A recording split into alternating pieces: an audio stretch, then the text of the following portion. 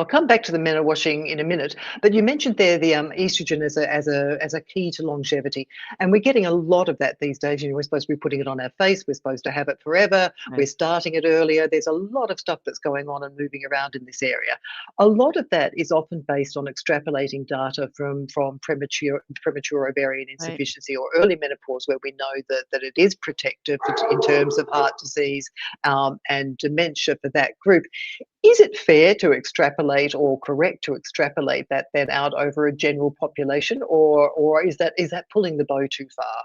It's pulling it too far. I mean, we already have data that starting estrogen in different age groups has vastly different effects. And so we know, for example, that if you go through menopause early or prematurely, say before the age of 40, there is significant benefit and, in fact, harm if you do not use estrogen up until the average age of menopause, which in the United States and Europe is around 51 to 52 years of age.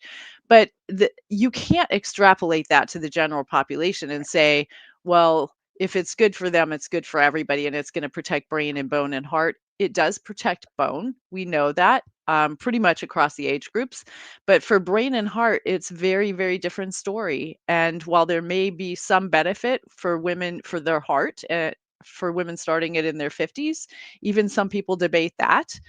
There is absolutely zero benefit to the brain in the 50s. That's clear. It's been studied, it's been looked at, and the WHI very clearly showed potential harm when started at 65 or greater or higher.